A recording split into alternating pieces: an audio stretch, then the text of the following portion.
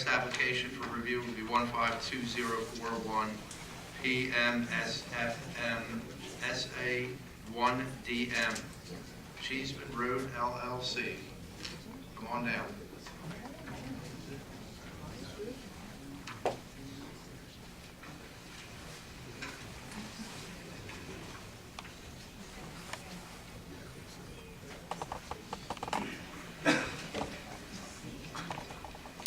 Oh, okay.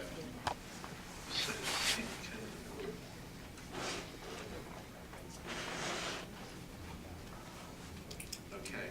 I'd like to seat Ken Treger for Mike Acevedo. Thank you, Mr. Chairman. Good evening, board members, evening professionals. May it please the board. My name is Shad Clactor. I'm an attorney with Fox Rothschild with offices in Atlantic City representing the applicant this evening. We have a number of witnesses. I'd like to give a brief introduction if I could. Ladies and gentlemen, and the public, individuals that suffer from drug and alcohol addiction or are disabled, they're entitled to a heightened degree of protection under the law. These people are protected by New Jersey Law Against Discrimination, the American with Disabilities Act, the Fair Housing Act, and the Rehabilitation Act. They get special treatment under the law. Tonight, and we appreciate all your time, and we certainly appreciate Mr. Mellitz and Mr. Lechner's review. What we're going to do tonight is we intend to make a very comprehensive presentation this evening in order to demonstrate to your satisfaction the necessity of these 4 treatment buildings. If you remember, we were before the board a few months ago, and at that time, the board essentially ruled that while the rehabilitation center was permitted use, the 4 treatment buildings for the continuum of care required a use variance. And what we're going to do tonight is we're going to try to demonstrate to you how these 4 treatment buildings are necessary for our patients and the buildings, and how they contribute to successful outcomes for our patients. We intend to thoroughly explain how the 4 residential treatment buildings are an integral part of the residential treatment facility and how they are necessary to provide this critical treatment for our patients. Ladies and gentlemen, I think we all know that there's a critical need for this type of facility in Gloucester Township, and you'll hear from our experts tonight about it and the surrounding area. We would ask that you let us present this comprehensive presentation and then certainly ask questions at the conclusion of the presentation. Some of our later witnesses may answer questions that you may have. The statistics show that Camden County accounts for the highest percentage of deaths for drug use of any of the 21 counties in the state of New Jersey. Approximately 11.6% of all deaths from drug use from 2004 to 2014 occurred in Camden County. The people that are suffering from this disease deserve our protection. They're our neighbors, they're relatives, some of them are even our children. And I think all of us know, we all have colleagues, we all know people who have suffered from this terrible disease, and we're just here tonight asking for your help and assistance in making this facility happen. Because every day this facility is delayed, more and more people suffer, and some people even die from this terrible disease. The residential treatment facility is permitted by your zoning, and it's inherently beneficial. The law requires this board to make a reasonable accommodation for this important project, meaning the 4 treatment buildings. So the applicant is 1840 Cheeseman Road LLC.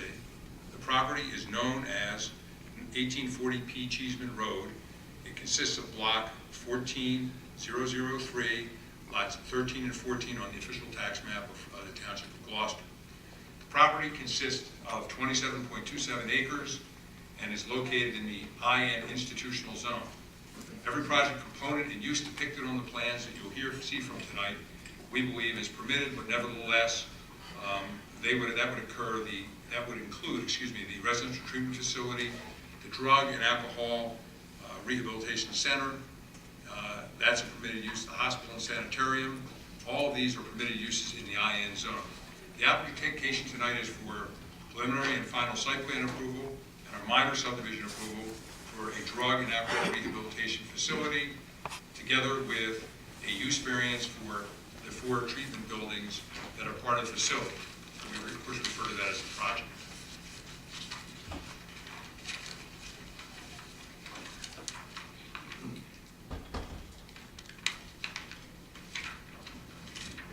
The project will contain a total of 317 patient beds and 16 supervisor beds, with a project total of 333 beds.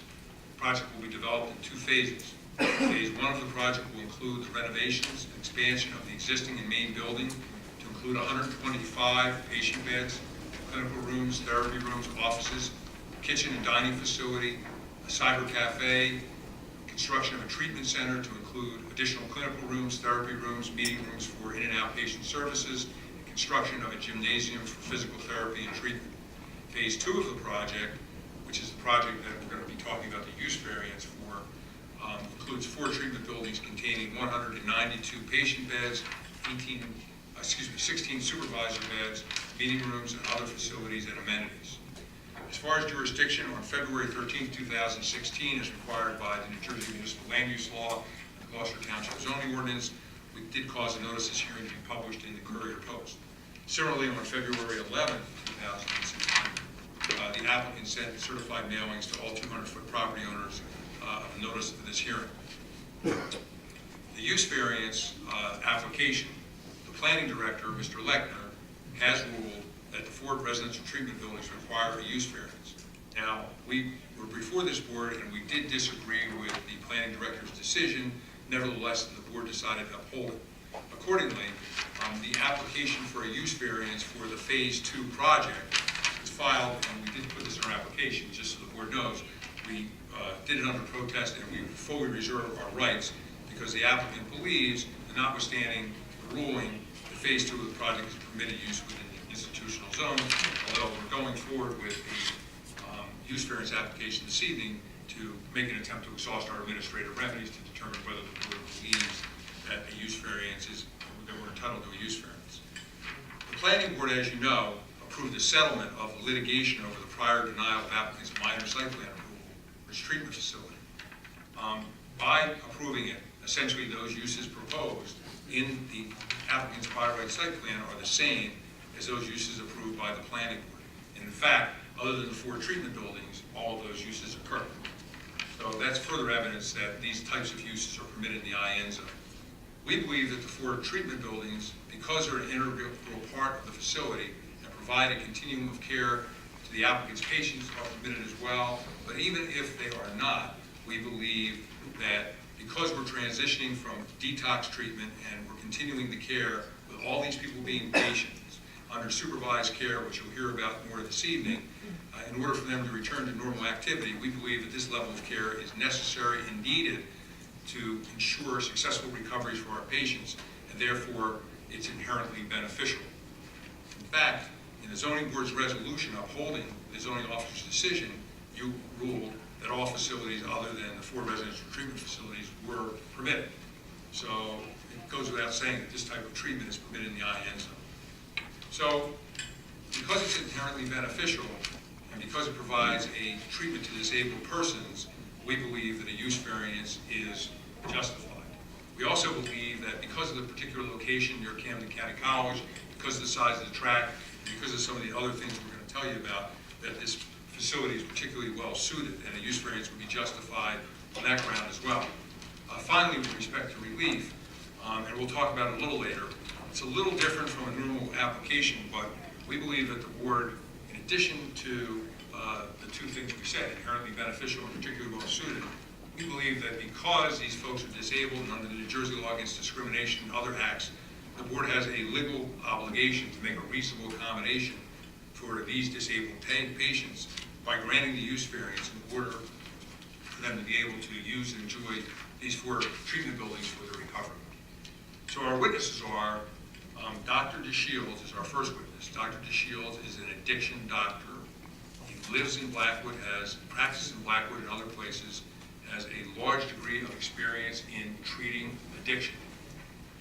He's going to testify about the need for this facility in Gloucester Township and some of his other observations about the impact that the facility will have, the 4 treatment buildings, on your community.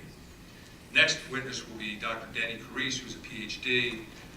She is the clinical director of our client, and she also has extensive experience in treating patients suffering from drug and alcohol addiction. Our site engineer, who you've heard from before, is Ted Wilkinson, a professional engineer. He's going to testify. We also have a traffic engineer who looked at the traffic impact of the 4 treatment buildings as well as the overall facility on the adjacent roadways, who will likewise testify about traffic and parking. And he's a licensed professional engineer, and you'll hear from Maurice Richard as well. In addition, we have Terry Combs, who's a licensed professional planner, who will give the variance testimony. And finally, we'll have the project's principal, Brian O'Neill, testify. I'd like to ask that those individuals now stand, and I would request that they be sworn in. Raise your right hands, please. Swear the testimony about to give before this board will be the truth, so help you God. I do. Start. State your names. Your name? You have to come to the microphone. Come on up, sorry, buddy. Up to the mic. Okay. Your name, sir? Good evening. Maurice Rached, that's R-A. Wait, hold on. I'm sorry, go ahead. Maurice Rached, R-A-C-H-E-D. You're the traffic engineer? Yes, sir. Danny Carice, C-A-R-I-S-E. PhD, Chief Clinical Officer for Recovery Centers of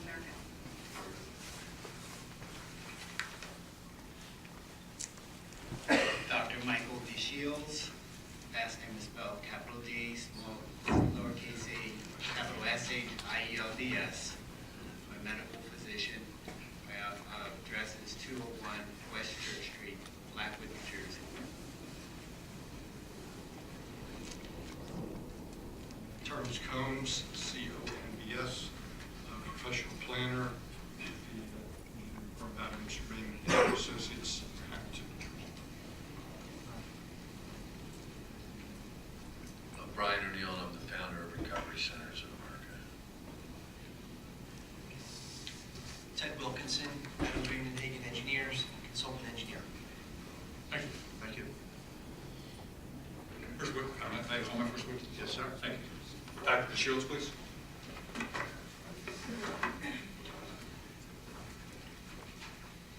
Dr. Shields, you were previously sworn, is that correct? Yes, I was. Okay.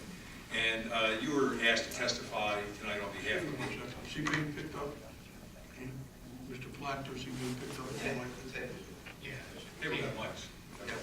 I want to make sure you're on there. Oh, no, thank you, Mr. Podesta. Appreciate it. So, Dr. DeShields, you were engaged by the applicant to give testimony this evening, is that correct? Yes, I was. And in preparation for that testimony, a fair statement that you've been to the site on one or more occasions? Yes, I have. Okay, and did you also become sufficiently familiar with what the applicant has planned for this property? Yes, I have. Okay. Now, you live in Blackwood, is that correct? Yes, I do. Okay, and how long have you resided in Blackwood, sir? I moved to Blackwood in 2000. Okay.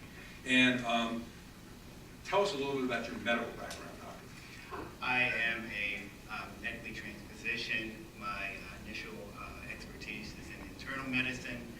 In 1997, 1997, I was certified in drug and alcohol addiction by the American Society of Addiction Medicine. I am certified by the American Board of Addiction Medicine, and I'm a fellow of the American Society of Addiction Medicine. Now, sir, would you explain, in Blackwood, do you have practiced addiction medicine in Blackwood? I practiced addiction medicine in Blackwood, New Jersey, in Camden County for 25 years. My initial experiences was at the Turning Point program, which was on the campus of Lakeland, where I started my career in addictions. I then went on to work in their maintenance program that was at that time run by the county and subsequently taken over by Hunter University. And then I served as the Director of Medical Affairs and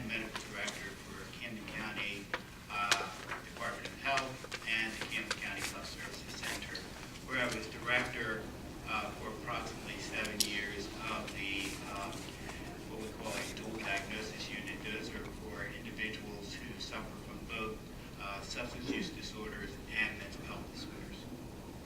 Thank you. And presently, you're practicing Blackwood. Do you treat drug and alcohol addiction? Yes, I have had a practice an outpatient practice in addiction medicine. My primary concentration is in opioid addiction. We treat individuals who are suffering from addiction to prescription opioid analgesics and heroin and other opioid derivatives. I also treat alcohol addiction, benzodiazepine addiction, and other illicit substance use addictions. My primary focus is the use of a medication by the name of Suboxone, buprenorphine, and naloxone, which is a medication that helps stabilize individuals who have opioid addiction, keeps them from going into withdrawal and having cravings, and are able to continue on in a meaningful way and get their lives back together, along with comprehensive counseling and other services. And your facility that's located in Gloucester Township, what zone is it in, do you know? It's in the medical zone. It's in the medical complex right on the Blackhorse Pike by the Eye Center. Okay. Now, is addiction considered to be a disease? Yes, addiction meets the criteria for a chronic disease. It has a biological component, a psychological component, and a social component. And all of these components should be addressed to effectively allow a patient to be in a state of remission. It is not a disease that can be cured. It is a disease that can be treated effectively, and then a patient can go into long-term remission and live a meaningful life. Now, your current treatment is more of an outpatient type of treatment. In other words, they don't reside at your facility and seek long-term treatment in Blackwood. Is that correct? They just come and consult with you? Mine is an outpatient facility wherein patients will come in for an assessment, which usually takes about an hour, hour and a half. They're assessed, and treatment plan is made up for the patient. I see a patient after the initial visit, 1 week thereafter, and then weekly until they're stabilized on their given dose of medication. After that point in time, the frequency decreases to usually about once a month. Now, you're familiar with the applicant's facility. That's a different type of facility than what you're presently doing in Blackwood, correct? Correct. And could you explain a little bit how you understand this to work? The facility that's proposed is, in my mind, more of a treatment campus. It entails all of the components of addictions treatment that should be available to patients, i.e. patients who come in and have a potential for having withdrawal can be admitted to a detoxification unit wherein medical care is given to that patient so that they safely withdraw from the effects of their drug that they're addicted to. One of the more serious detoxifications is that from alcohol. Opiate detoxification is important, but the alcoholic is much more ill. It also has a continuum from there being a residential unit. A residential unit is where patients come out of detoxification. They're stable enough that they can now engage in the treatment milieux or treatment that is provided for them to enable them to move on to other levels of care. And in addition, we look at patients as they progress to be able to have them move from very restrictive levels of care, i.e. where you have intense medical care given to them, to a lesser intense, i.e. a residential unit, then on to what we call partial care, partial hospitalization, intensive outpatient, and this plan is unique in that it provides a milieu for sober living. This is a component of treatment that is often ignored in most of the treatment models that we see, certainly here in the state of New Jersey. Most of the time, patients are sent out of the state to other states where then they go through more intense levels of care, and then they have residents that are either close to or maybe in close approximation to the treatment providers that the individuals that are getting treatment. This model offers the opportunity for continuity of care, comprehensive care. It also offers the unique ability to connect the treatment campus with the community. The community is often looked down as not being part of an individual's treatment, but the community and family is a very essential part of the healing for the patient. Not only does the patient benefit from this healing, but family members benefit from this healing, because we know addiction is not only addiction of an individual, but addiction can be a disease of a family, and it can certainly be a disease of the community.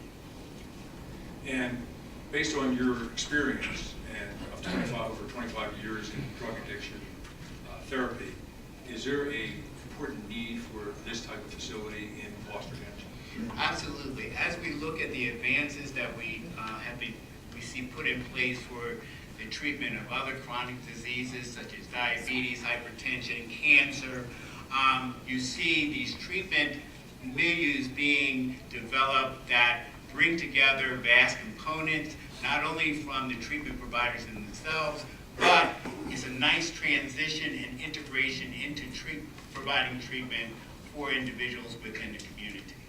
And in order to get this type of treatment that we're proposing, is there any available in the immediate area, or would patients have to travel a far distance to get this type of treatment? To my knowledge and my experience, individuals would have to travel at least 200 miles to get this type of treatment as it's proposed. And when you compare this to other types of treatment for disabled folks, such as orthopedics or cancer treatment or other types of disease, diabetes, is that treatment readily available in this area? Absolutely. If I have a patient that has a diabetic that's gotten out of control, treatment's available to that individual within 5 minutes. Individuals diagnosed with cancer, treatment's available within usually 5 minutes. So treatments for other chronic diseases are readily available and connected with the community, but treatments for addiction for some reason, and also mental health, is rather disconnected. In other words, we're treating individuals with addiction according to the shame of their disease. Push them away, let them get well somewhere else, and then when they come back into society, we hopefully wish that they're going to stay well. But what happens is actually the opposite. People go away, they get treatment, they stay free of drugs and alcohol, they come back into our community, but they don't have the connections. They don't have the same connections of knowing which meetings to go to. They don't have the same connections of knowing which provider to go to. They don't have continuum of care in terms of their counseling. They don't have continuum of care in knowing when they relapse. They don't have the same educational support. They don't have the family support. They don't have individuals, they don't have modalities in which individuals can meet with family members, members of the community, mentors, to help them develop healthy ways of living and recovery. The individuals that are going to be using the 4 treatment buildings that we're talking about, as you indicated, the less restrictive care. In your professional opinion as a physician, these folks are still patients, are they not, and are they still under treatment? They are still under treatment. That was my concept of it. And they're in close proximity to their treatment providers. They have the opportunity to make connections with the community and community support, like 12-step recovery organizations. They have availability to medical providers, social providers, all the providers that we provide, that provide care to individuals that suffer from other chronic diseases. And in your knowledge, obviously, well, 2 other questions. This is close to Camden County Community College, is that correct? Yes. And are you aware of some programs at Camden County Community College that would have some synergy with what the applicant's proposing on this site? Yes, Camden County Community College has a program for substance abuse providers, providing them with a certification, a 2-year certification in drug and alcohol counseling. This would be an excellent environment for them to do internships, externships, make that connection. Also, now, as we look at the progression of this disease into individuals who are not within the inner cities or not of lower socioeconomic backgrounds, this is the disease of suburban areas. This is the disease that is killing middle-aged white males. This is the disease that is perpetrating into our middle schools, high schools, and colleges. So modern treatment programs have now put treatment programs in close proximity to our colleges to be able to provide college students with treatment ready available. The other important thing is that this type of treatment program prevents the most devastating result of addiction, and that's death. This disease kills people. And if we can prevent one more death, we've gone a long way. Now, one final question, Dr. Shields, thank you for your testimony. One of the things this board is going to look at in terms of the variance question for the 4 treatment buildings is potential negative impacts from this facility as compared to some of the other facilities. Now, normally, if we were trying to put this in a residential zone, you'd have things like increased traffic, but here, there's other uses. Hospitals are permitted, college campuses are permitted, nursing homes are permitted. So I would ask you, in your experience, in an institutional zone like this, do you see, if the board were to grant this, and when they do their balancing under the SICA test and some of the other things we're going to talk about a little later tonight, do you see any substantial negative impacts from things like traffic or security or anything where the patients would cause a problem in the community, in your experience? It's, in my eyes, a healthcare facility. It's not a disease. With all due respect, he's a medical doctor, not a traffic engineer. Well, I'm asking, I'm a traffic engineer. the only thing I was trying to do was, I'm just asking his experience, he's familiar with these facilities, did he experience any kind of? I don't think he can give an opinion on traffic. No. I think that's for your traffic engineer. Well, I would like him to be able to The answer the stigma question. that's placed on addiction facilities is that there are places in which drug addicts hang out. That is why most treatment facilities, such as methadone programs and residential programs, are put out of the milieu of the residential community. But what this allows is that addiction just goes unopposed, untreated within a given community. And it is not a place where people just hang out and smoke cigarettes and rob and steal and think and indulge in aberrant behavior. It's where aberrant behavior is treated. It's an area in which a person can become wholesome and healthy again. Thank you. I have a couple of questions. You want to wait till? No, we usually take them as we go. Thank you, Mr. Your call, sure, absolutely. Right, first of all, doctor, you mentioned that there's no treatment like this within 200 miles. Not in this comprehensive model. There's no inpatient treatment in Camden County, Burlington Yes, there's County? inpatient treatment, but no treatment facility that has residential sober living on its campus. What do you mean by residential sober living? A facility where where a patient goes from residential treatment, wherein they're going to groups and other therapeutic milieu during the day, moving to a place wherein the concentration is on healthy living, actually working on their activities of daily living, wherein an individual may, in many cases, individuals have to return to work, but they can return back to an environment that is supportive of their recovery efforts, that helps them with their budgeting, that helps them with reintegrating into their family life, helps them put their life back together. What kind of treatment would they be getting in these 4 residential buildings? Well, we have